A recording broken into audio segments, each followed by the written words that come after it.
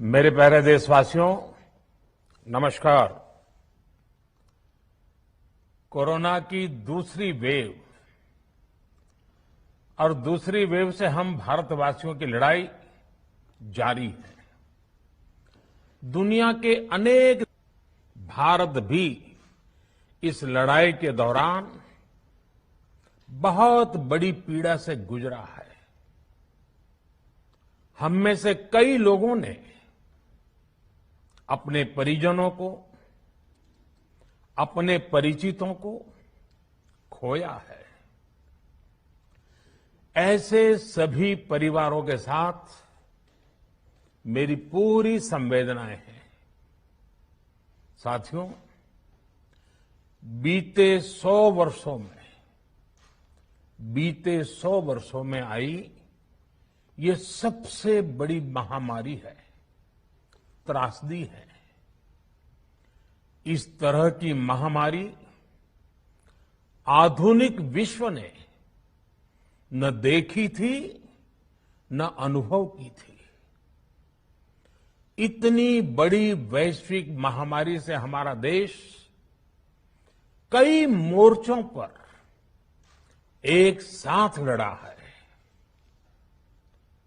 Covid अस्पताल बनाने से लेकर आईसीयू बेड्स की संख्या बढ़ानी हो, भारत में वेंटिलेटर बनाने से लेकर टेस्टिंग लैब्स का एक बहुत बड़ा नेटवर्क तैयार करना हो, कोविड से लड़ने के लिए बीते 1.25 साल में ही देश में एक नया हेल्थ इंफ्रास्ट्रक्चर तैयार किया गया है। सेकंड वेव के दौरान अप्रैल और मई के महीने में भारत में मेडिकल ऑक्सीजन की डिमांड अकल्पनीय रूप से बढ़ गई थी।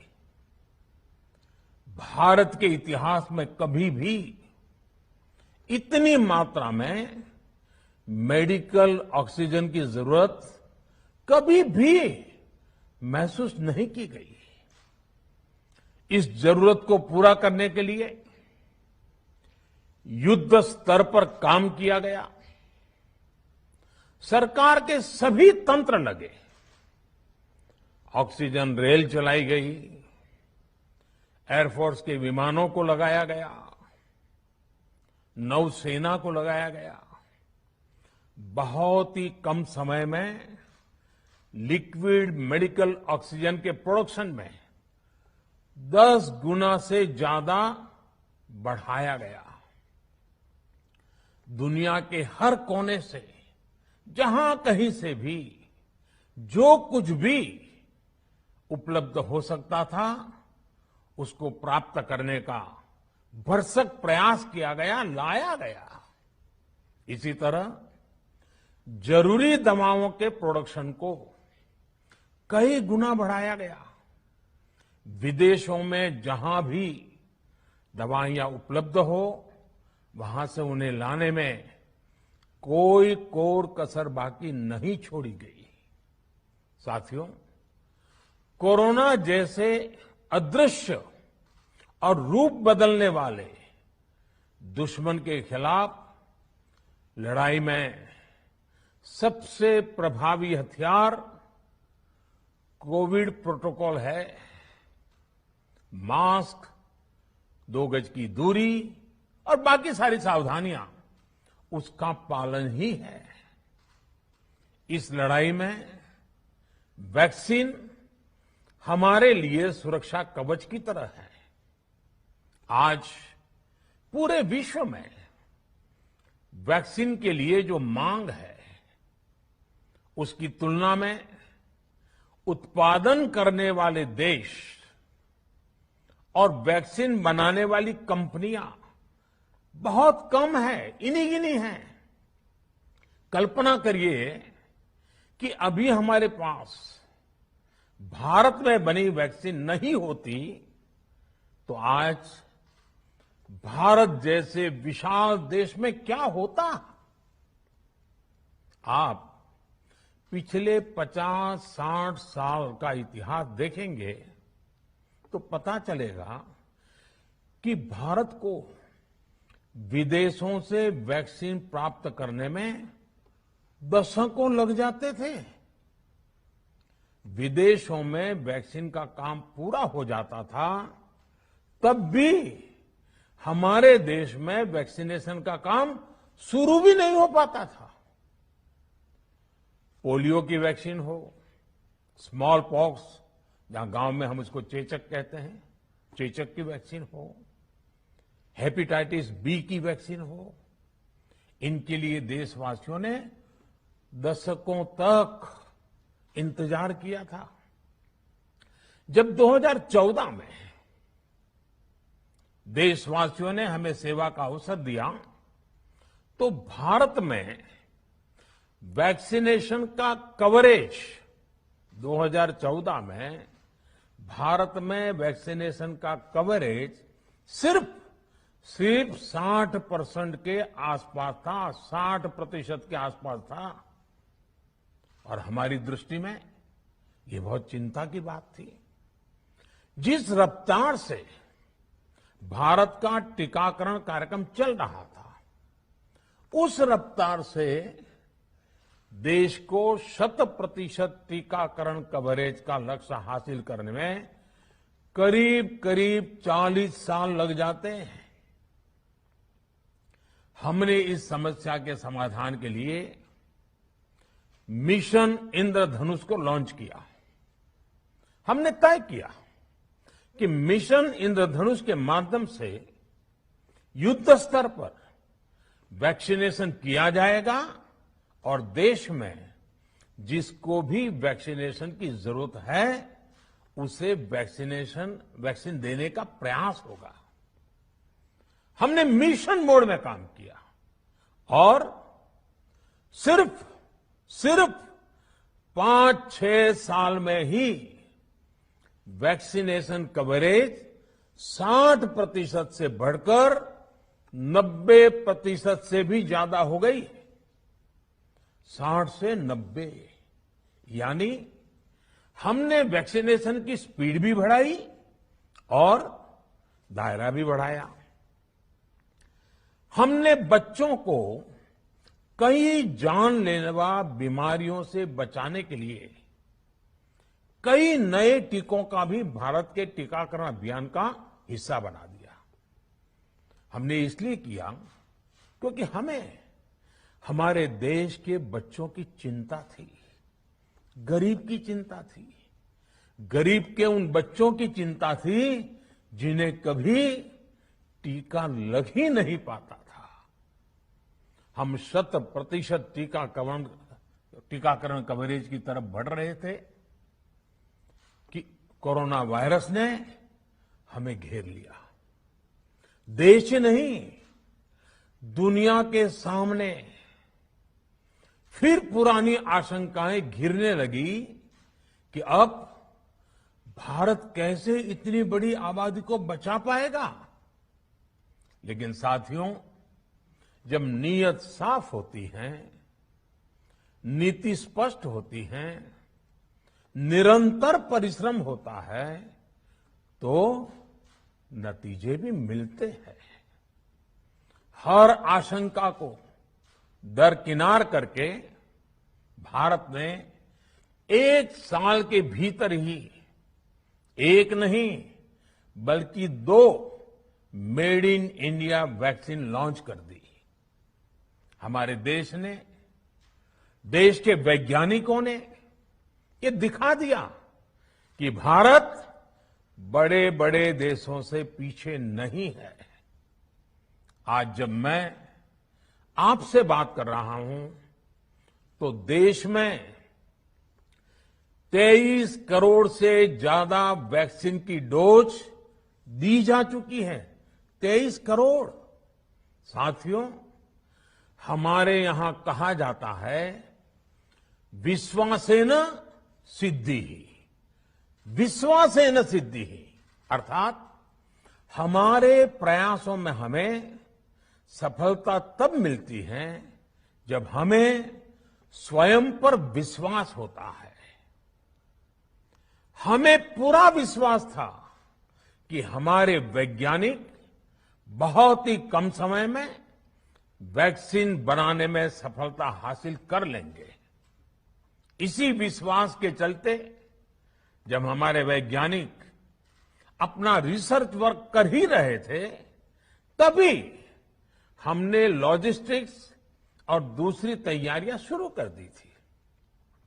आप सब भली भांति जानते हैं कि पिछले साल यानी 1 साल पहले, पिछले साल अप्रैल में जब कोरोना के कुछ ही हजार केस थे, उसी समय वैक्सीन टास्क फोर्स का गठन कर दिया गया था। भारत के लिए वैक्सीन बनाने वाली कंपनियों को सरकार ने हर तरह से सपोर्ट किया। वैक्सीन निर्माताओं को क्लिनिकल ट्रायल में मदद की गई। रिसर्च और डेवलपमेंट के लिए जरूरी फंड दिया गया। हर स्तर पर सरकार उनके साथ कंधे से कंधा मिलाकर चली। आत्मनिर्भर भारत पैकेज के तहत मिशन कोविड सुरक्षा के माध्यम से भी उन्हें हजारों करोड़ रुपए उपलब्ध कराए गए। पिछले काफी समय से देश लगातार जो प्रयास और परिश्रम कर रहा है, उससे आने वाले दिनों में वैक्सीन की सप्लाई और भी ज्यादा बढ़ने वाली है। आज देश में 7 कंपनियां विभिन्न प्रकार की वैक्सीन का प्रोडक्शन कर रही है। 3 और वैक्सीन का ट्रायल भी एडवांस स्टेज पे चल रहा है। वैक्सीन की उपलब्धता बढ़ाने के लिए दूसरे देशों की कंपनियों से भी वैक्सीन खरीदने की प्रक्रिया को तेज किया गया है। इधर हाल के दिनों में कुछ एक्सपर्ट्स द्वारा हमारे बच्चों को लेकर भी चिंता जताई गई है। इस दिशा में भी 2 वैक्सीन का ट्रायल तेजी से चल रहा है। इसके अलावा अभी देश में एक नेजल वैक्सीन पर भी रिसर्च जारी है। इसे सिरिंज से न देकर नाक में स्प्रे किया जाएगा। देश को अगर निकट भविष्य में इस वैक्सीन पर सफलता मिलती है, तो इससे भारत के वैक्सीन अभियान में और ज्यादा तेजी आएगी। साथियों, इतने कम समय में वैक्सीन बनाना अपने आप में पूरी मानवता के लिए बहुत बड़ी उपलब्धि है, लेकिन इसकी अपनी सीमाएं भी हैं। वैक्सीन बनने के बाद भी दुनिया के बहुत कम देशों में वैक्सीनेशन प्रारंभ हुआ और ज्यादातर समृद्ध देशों में ही शुरू हुआ। WHO ने वैक्सीनेशन को लेकर गाइडलाइंस दी। वैज्ञानिकों ने वैक्सीनेशन की रूपरेखा रखी और भारत ने भी जो अन्य देशों की बेस्ट प्रैक्टिसेस थी, विश्व स्वास्थ्य संगठन WHO के मानक थे, उसी आधार पर चरणबद्ध तरीके से वैक्सीनेशन करना तय किया। केंद्र सरकार ने मुख्यमंत्रियों के साथ हुई अनेकों बैठकों से जो सुझाव मिले, संसद के विभिन्न दलों के साथियों द्वारा जो सुझाव मिले, उसका भी पूरा ध्यान रखा। इसके बाद ही ये तय हुआ कि जिन्हें कोरोना से ज्यादा खतरा है, उन्हें प्राथमिकता दी जाएगी। इसलिए ही हेल्थ वर्कर्स, फ्रंटलाइन वर्कर्स, 60 वर्ष की आयु से ज्यादा के नागरिक, बीमारियों से ग्रसित 45 वर्ष से ज्यादा आयु के नागरिक, इन सभी को वैक्सीन पहले लगनी शुरू हुई है। आप कल्पना कर सकते हैं कि अगर कोरोना की दूसरी वेव से पहले हमारे फ्रंटलाइन वर्कर्स को वैक्सीन नहीं लगी होती तो क्या होता? सोचिए, हमारे डॉक्टर्स, नर्सिंग स्टाफ को वैक्सीन ना लगी तो क्या होता? अस्पतालों में सफाई करने वाले हमारे भाई बहनों को, एम्बुलेंस के हमारे ड्राइवर्स भाई बहनों को वैक्सीन ना लगी होती तो क्या होता? ज्यादा से ज्यादा हेल्थ वर्कर्स को वैक्सीनेशन होने की वजह से ही वो निश्चिंत होकर दूसरों की सेवा में लग पाए, लाखों देशवासियों का जीवन बचा पाए। लेकिन देश में कम होते कोरोना के मामलों के बीच केंद्र सरकार के सामने अलग अलग सुझाव भी आने लगे, भिन्न भिन्न मांगे होने लगी, पूछा जाने लगा, सब कुछ भारत सरकार ही क्यों तय कर रही है? राज्य सरकारों को छूट क्यों नहीं दी जा रही है? राज्य सरकारों को लॉकडाउन की छूट क्यों नहीं मिल रही है? One size does not fit all जैसी बातें भी कही गई। दलील ये दी गई कि संविधान में चूंकि हेल्थ, आरोग्य प्रमुख रूप से राज्य का विषय है, इसलिए अच्छा है कि सब राज्य ही करें। इसलिए इस दिशा में एक शुरुआत की गई। भारत सरकार ने एक बृहद गाइडलाइन बनाकर राज्यों को दी ताकि राज्य अपनी आवश्यकता और सुविधा के अनुसार काम कर सके। स्थानीय स्तर पर कोरोना कर्फ्यू लगाना हो, माइक्रो कंटेनमेंट जोन बनाना हो, इलाज से जुड़ी व्यवस्थाएं हो, भारत सरकार ने राज्यों की इन मांगों को स्वीकार किया। साथियों, इस साल 16 जनवरी से शुरू होकर अप्रैल महीने के अंत तक भारत का वैक्सीनेशन कार्यक्रम मुख्यतः केंद्र सरकार की देखरेख में ही चला। सभी को मुफ्त वैक्सीन लगाने के मार्ग पर देश आगे बढ़ रहा था। देश के नागरिक भी अनुशासन का पालन करते हुए अपनी बारी आने पर वैक्सीन लगवा रहे थे। इस बीच कई राज्य सरकारों ने फिर कहा कि वैक्सीन का काम डिसेंट्रलाइज किया जाए और राज्यों पर छोड़ दिया जाए।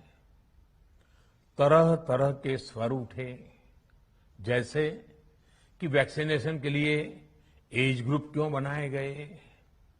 दूसरी तरफ किसी ने कहा कि उम्र की सीमा आखिर केंद्र सरकार ही क्यों तय करे। कुछ आवाजें तो ऐसी भी उठी कि बुजुर्गों का वैक्सीनेशन पहले क्यों हो रहा है। भांति भांति के दबाव भी बनाए गए। देश के मीडिया के एक वर्ग ने इसे कैंपेन के रूप में भी चलाया। साथियों, काफी चिंतन मनन के बाद इस बात पर सहमति बनी कि राज्य सरकारें अपनी तरफ से भी प्रयास करना चाहती हैं, तो भारत सरकार को क्यों इतराज हो और भारत सरकार इतराज क्यों करे। राज्यों की इस मांग को देखते हुए, उनके आग्रह को ध्यान में रखते हुए 16 जनवरी से जो व्यवस्था चली आ रही थी, उसमें प्रयोग के तौर पर एक बदलाव किया गया। हमने सोचा कि राज्य ये मांग कर रहे हैं, उनका उत्साह है, तो चलो भाई 25% का काम उन्हीं को सुपुर्द कर दिया जाए, उन्हीं को दे दिया जाए। स्वाभाविक है 1 मई से राज्यों को 25% काम उनके हवाले कर दिया गया। उसे पूरा करने के लिए उन्होंने अपने अपने तरीके से प्रयास भी किए। इतने बड़े काम में किस तरह की कठिनाइयां आती हैं, ये भी उनके ध्यान में आने लगा। उनको पता चला पूरी दुनिया में वैक्सीन की क्या स्थिति है, इसकी सच्चाई से भी राज्य परिचित हुए।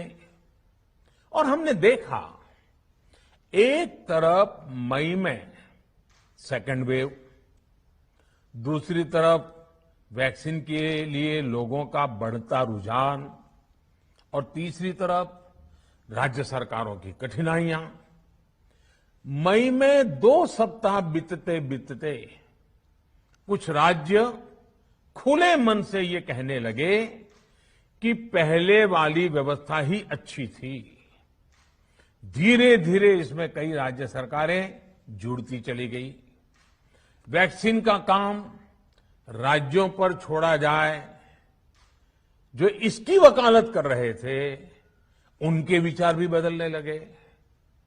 एक अच्छी बात रही कि समय रहते राज्य पुनर्विचार की मांग के साथ फिर आगे आए। राज्यों की इस मांग पर हमने भी सोचा कि देशवासियों को तकलीफ ना हो, सुचारू रूप से उनका वैक्सीनेशन हो। इसके लिए 1 मई के पहले वाली, यानी 1 मई के पहले 16 जनवरी से अप्रैल अंत तक जो व्यवस्था थी, पहले वाली पुरानी व्यवस्था को फिर से लागू किया जाए।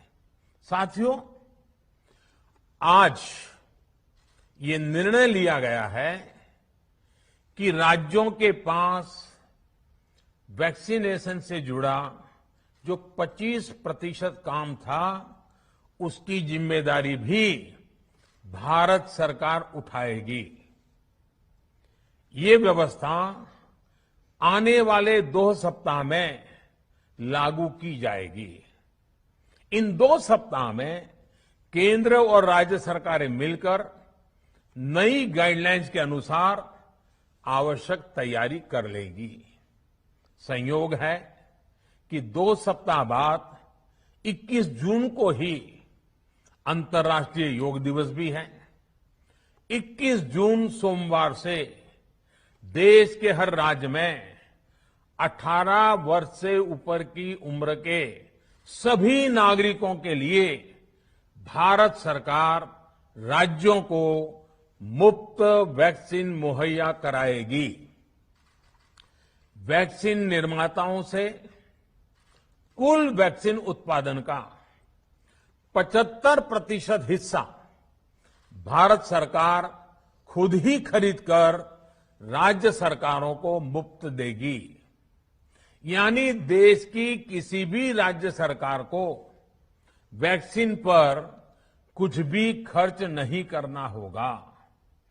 अब तक देश के करोड़ों लोगों को मुफ्त वैक्सीन मिली है। अब 18 वर्ष की आयु के लोग भी इसमें जुड़ जाएंगे।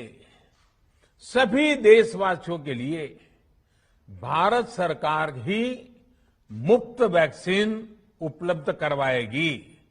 गरीब हो, निम्न मध्यम वर्ग हो, मध्यम वर्ग हो या फिर उच्च वर्ग, भारत सरकार के अभियान में मुफ्त वैक्सीन ही लगाई जाएगी। हां, जो व्यक्ति मुफ्त में वैक्सीन नहीं लगवाना चाहते, प्राइवेट अस्पताल में वैक्सीन लगवाना चाहते हैं, उनका भी ध्यान रखा गया है। देश में बन रही वैक्सीन में से 25% प्राइवेट सेक्टर के अस्पताल सीधे ले पाए, ये व्यवस्था जारी रहेगी। प्राइवेट अस्पताल वैक्सीन की निर्धारित कीमत के उपरांत एक डोज पर अधिकतम 150 रुपये ही सर्विस चार्ज ले सकेंगे। इसकी निगरानी करने का काम राज्य सरकारों के पास ही रहेगा। साथियों, हमारे शास्त्रों में कहा गया है प्राप्य आपदम न व्यथते कदाचित उद्योगम अनु इच्छति चा प्रमत्तः। अर्थात विजेता आपदा आने पर उससे परेशान होकर हार नहीं मानते, बल्कि उद्यम करते हैं, परिश्रम करते हैं और परिस्थिति पर जीत हासिल करते हैं। कोरोना से लड़ाई में 130 करोड़ से अधिक भारतीयों ने अभी तक की यात्रा आपसी सहयोग, दिन रात मेहनत करके तय की है। आगे भी हमारा रास्ता हमारे श्रम और सहयोग से ही मजबूत होगा। हम वैक्सीन प्राप्त करने की गति भी बढ़ाएंगे और वैक्सीनेशन अभियान को भी और गति देंगे। हमें याद रखना है कि भारत में वैक्सीनेशन की रफ्तार आज भी दुनिया में बहुत तेज है, अनेक विकसित देशों से भी तेज है। हमने जो टेक्नोलॉजी प्लेटफॉर्म बनाया है कोविन, उसकी भी पूरी दुनिया में चर्चा हो रही है। अनेक देशों ने भारत के इस प्लेटफॉर्म को इस्तेमाल करने में रुचि भी दिखाई है। हम सब देख रहे हैं कि वैक्सीन की एक एक डोज कितनी महत्वपूर्ण है। हर डोज से एक जिंदगी जुड़ी हुई है। केंद्र सरकार ने ये व्यवस्था भी बनाई है कि हर राज्य को कुछ सप्ताह पहले ही बता दिया जाएगा कि उसे कब कितनी डोज मिलने वाली है। मानवता के इस पवित्र कार्य में वाद विवाद और राजनीतिक छींटाकशी से ऐसी बातों को कोई भी अच्छा नहीं मानता है। वैक्सीन की उपलब्धता के अनुसार पूरे अनुशासन के साथ वैक्सीन लगती रहे, देश के हर नागरिक तक हम पहुंच सके, ये हर सरकार, हर जनप्रतिनिधि, हर प्रशासन की सामूहिक जिम्मेदारी है। प्रिय देशवासियों, टीकाकरण के अलावा आज एक और बड़े फैसले में, उस फैसले से मैं आपको अवगत कराना चाहता हूं। पिछले वर्ष जब कोरोना के कारण लॉकडाउन लगाना पड़ा था, तो प्रधानमंत्री गरीब कल्याण अन्न योजना के तहत 8 महीने तक 80 करोड़ से अधिक देशवासियों को मुफ्त राशन की व्यवस्था हमारे देश ने की थी। इस वर्ष भी दूसरी वेव के कारण मई और जून के लिए भी इस योजना का विस्तार किया गया था। आज सरकार ने फैसला लिया है कि प्रधानमंत्री गरीब कल्याण अन्न योजना को अब दीपावली तक आगे बढ़ाया जाएगा। महामारी के इस समय में सरकार गरीब की हर जरूरत के साथ उसका साथी बनकर खड़ी है। यानी नवंबर तक 80 करोड़ से अधिक देशवासियों को हर महीने तय मात्रा में मुफ्त अनाज उपलब्ध होगा। इस प्रयास का मकसद यही है कि मेरे किसी भी गरीब भाई बहन को, उसके परिवार को भूखा सोना ना पड़े। साथियों, देश में हो रहे इन प्रयासों के बीच कई क्षेत्रों से वैक्सीन को लेकर भ्रम और अफवाहों की जानकारी चिंता बढ़ाती है। ये चिंता भी मैं आपके सामने व्यक्त करना चाहता हूं। जब से भारत में वैक्सीन पर काम शुरू हुआ, तभी से कुछ लोगों द्वारा ऐसी बातें कही गई जिससे आम लोगों के मन में शंका पैदा हो। कोशिश ये भी हुई कि भारत के वैक्सीन निर्माताओं का हौसला पस्त पड़ जाए और उनके सामने अनेक प्रकार की बाधाएं आए। जब भारत की वैक्सीन आई तो अनेक माध्यमों से शंका आशंका को और बढ़ाया गया। वैक्सीन न लगवाने के लिए भांति भांति के तर्क प्रचारित किए गए। इन्हें भी देश देख रहा है। जो लोग वैक्सीन को लेकर आशंका पैदा कर रहे हैं, अफवाहें फैला रहे हैं, वो भोले भाले भाई बहनों के जीवन के साथ बहुत बड़ा खिलवाड़ कर रहे हैं। ऐसी अफवाहों से सतर्क रहने की जरूरत है। मैं भी आप सबसे, समाज के प्रबुद्ध लोगों से, युवाओं से अनुरोध करता हूं कि आप भी वैक्सीन को लेकर जागरूकता बढ़ाने में सहयोग करें। अभी कई जगहों पर कोरोना कर्फ्यू में ढील दी जा रही है, लेकिन इसका मतलब ये नहीं कि हमारे बीच से कोरोना चला गया है। हमें सावधान भी रहना है और कोरोना से बचाव के नियमों का भी सख्ती से पालन करते रहना है। मुझे पूरा विश्वास है हम सब कोरोना से इस जंग में जीतेंगे।